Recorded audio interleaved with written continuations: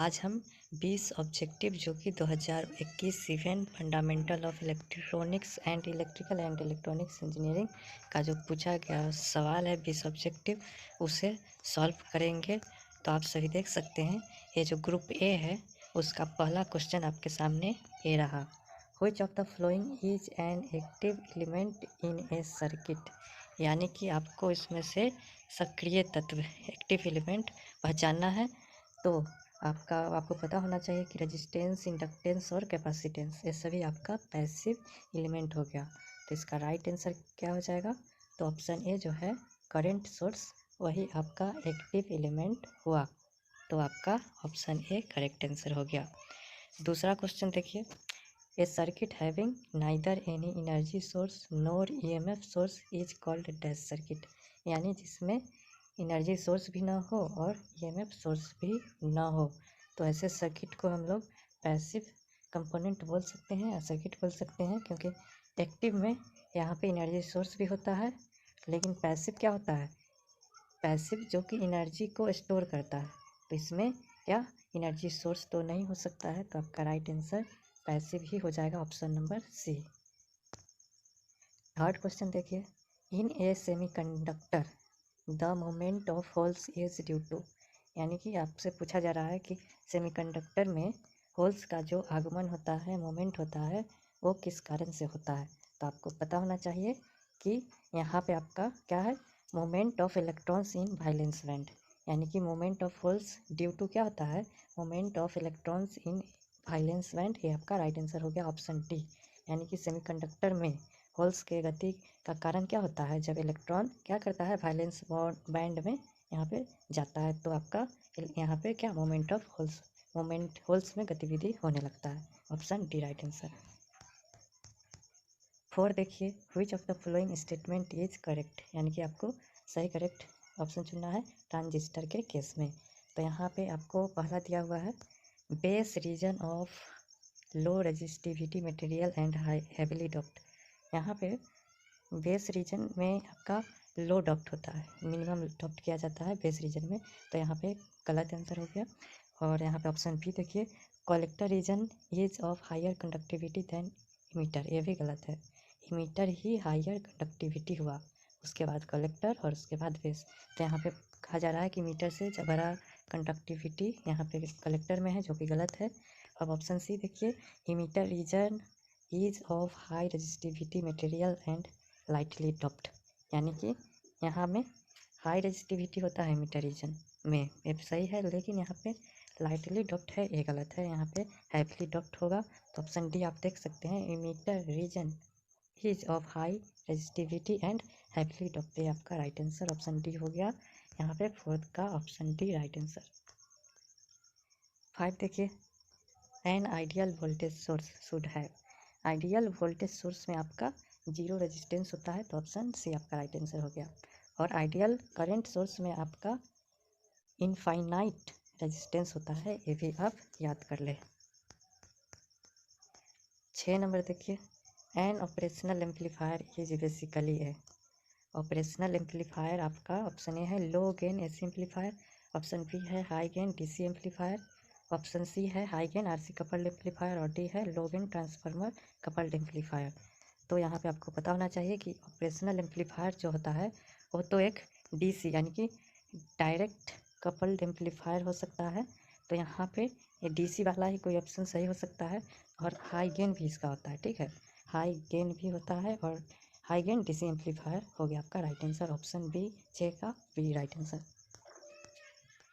7वां number देखिए, in ideal operational amplifier, जिसे short में ऑपएम्प भी बोला जा सकता है, हैज़ द फ्लोइंग कैरेक्टरिस्टिक्स, यहाँ पे क्या इसमें खासियत है। तो इसका जो ऑपरेशनल एम्पलीफायर होता है उसका जो इनपुट रेजिस्टेंस क्या होता है, आइडियल के केस में इन्फिनिटी होता है, ठीक है। और आउटपुट आइडियल के केस में आउटपुट इम्पिडांस क्या होता है, जीरो होता है। और वोल्टेज गेन आपका इन्फिनिटी होता है, ठीक है, वोल्टेज गेन भी आपका इन्फिनिटी हो गया। तो ऑप्शन ए देख लीजिए, ऑप्शन ए आपका राइट आंसर हो गया। Input impedance infinity, gain voltage वो भी इन्फिनिटी और output impedance zero, option A आपका राइट आंसर हो गया। 8वां नंबर देखिए, the output of a two input OR gate is zero. OR gate पहले बना लेते हैं, उसके बाद क्वेश्चन को देखते हैं। और गेट आपका ए हो गया, ठीक है। और गेट आपका ऐसे और ऐसे हो गया।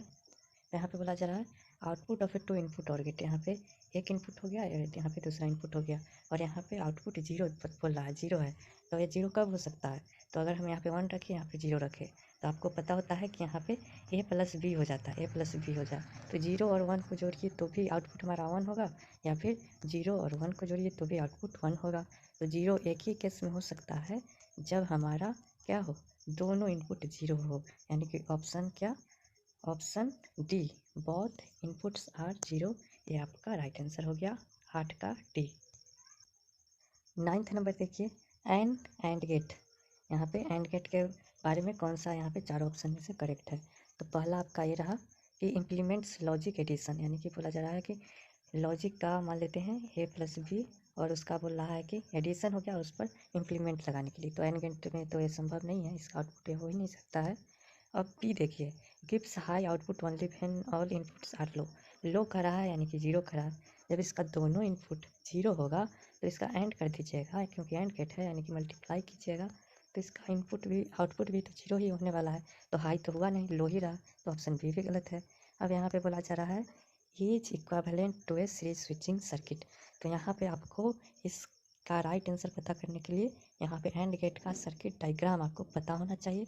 सर्किट डायग्राम क्या होता है? एक तो ऐसे होता है, और फिर यहाँ पे आपका ऐसे हो जाता है। यहाँ पे बल्ब लग गया, और यहाँ पे बैटरी लग गया, ठीक है। तो ये तो आपका हो गया, यहाँ पे प्लस माइनस ले लीजिए, बैटरी है, ठीक है। और एक स्विच यहाँ पे लगा दिया जाता है, और एक स्विच यहाँ पे। अब देखिए, अब यहाँ पे देखिए, यहाँ पे स्विच को क्या किया गया है, सीरीज में लगाया गया है। और जब तक दोनों स्विच को बंद नहीं किया जाए, दोनों को ऑन नहीं किया जाए, तब तक क्या होगा, बल्ब जलेगा नहीं जलेगा, यानी कि आउटपुट 1 आएगा? तो नहीं आएगा, बिल्कुल नहीं आएगा। तो यानी कि, और एक अगर यहाँ पे ऑन कर दीजिए और दूसरे को जीरो ही रहने दीजिए, तो भी आउटपुट जीरो ही रहने वाला है, बल्ब जलेगा नहीं जलेगा। तो इसीलिए आपको यहाँ पे सीरीज में ही यह संभव है, एंड गेट वाला जो केस है उसका डायग्राम सीरीज में ही संभव है। तो आपका क्या हो गया, ऑप्शन सी राइट आंसर हो गया। 10वां देखिए, the conductance of electric circuit analogous in magnetic circuit by. तो यहाँ पे कहा जा रहा है विद्युत परिपथ का चालन चुंबकीय परिपथ में डैश के अनुरूप होता है। तो यहाँ पे क्या हो जाएगा, परमियंस हो जाएगा, ठीक है। और आपको पता होना चाहिए कि परमियंस जो है वो 1/, रिलक्टेंस के इक्वल होता है।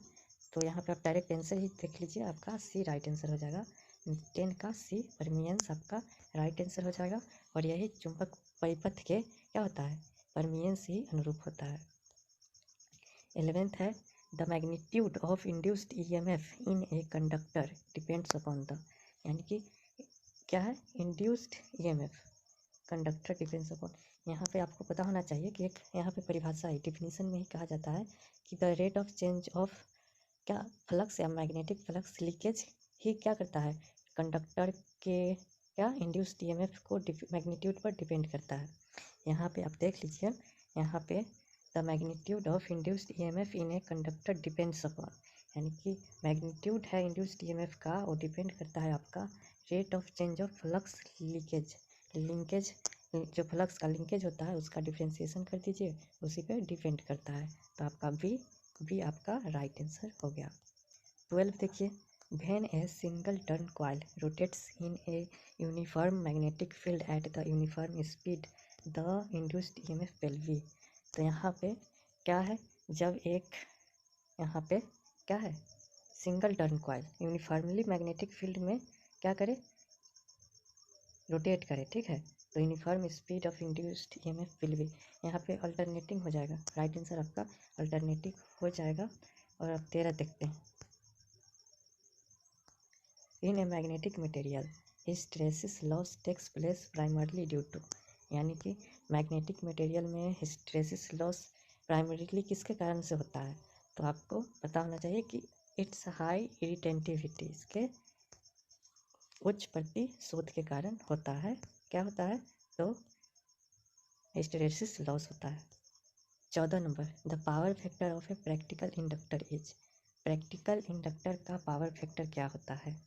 तो साथियों आपको पता होना चाहिए कि जब यहाँ पे प्योर इंडक्टर हो तो उस वक्त आपका पावर फैक्टर क्या हो जाएगा, 0 हो जाएगा। लेकिन यहाँ पे प्रैक्टिकल इंडक्टर है तो इसका पावर फैक्टर 0 और 1 के बीच में कुछ भी हो सकता है। तो इसका राइट आंसर क्या हो जाएगा, इसका राइट आंसर हो जाएगा option C, lagging. Option C यानी 14 का C right answer. 15, under the condition of resonance in RLC series circuit the power factor of the circuit is. यहाँ पे क्या हो, रेजोनेंस जब कंडीशन हो तो RLC सर्किट में पावर फैक्टर आपका क्या हो जाएगा, यूनिटी हो जाएगा, unity. Option C right answer हो गया आपका। 16, total instantaneous power supplied by a 3 phase AC supply to a balance RC load is. यहाँ पे क्या हो जाएगा, कांस्टेंट हो जाएगा आपका राइट आंसर, कांस्टेंट हो जाएगा। देखिए power supplied by a 3 phase AC supply, तो यहाँ पे RLC लोड हो या फिर LC लोड हो, यहाँ पे आपका जो क्या है इंस्टेंटेनियस पावर जो है वो कांस्टेंट ही रहने वाला है, तो बी राइट आंसर हो गया।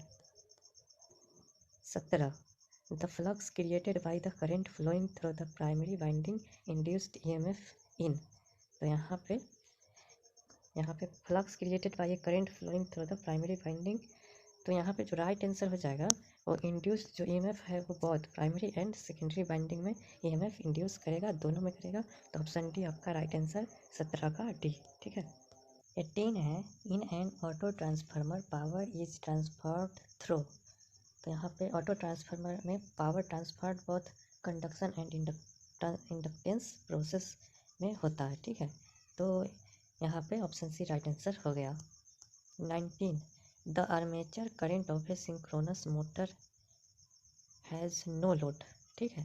तो यहाँ पे अगर क्या armature current of a synchronous motor में नो लोड होगा तो उसमें क्या हो जाएगा, इसका lags behind applied voltage by 19 leads the applied voltage by 19 in phase with applied voltage और 0। तो यहाँ पे क्या हो जाएगा, option A leads the applied voltage by 90 आपका करेक्ट आंसर हो गया। 20, in an induction meter if the air gap is increased.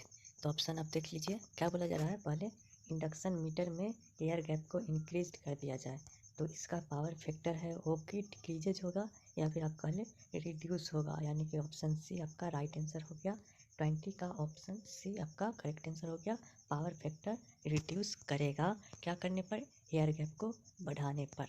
अब 20 ऑब्जेक्टिव हम लोगों ने देख लिया, अब आप देख सकते हैं यहाँ से अब आप लोगों का ग्रुप बी यानी कि 4 नंबर्स का यहाँ पे शुरू हो चुका है, 4 नंबर्स का यहाँ पे शुरू हो गया है, यहाँ पे आपके 6 नंबर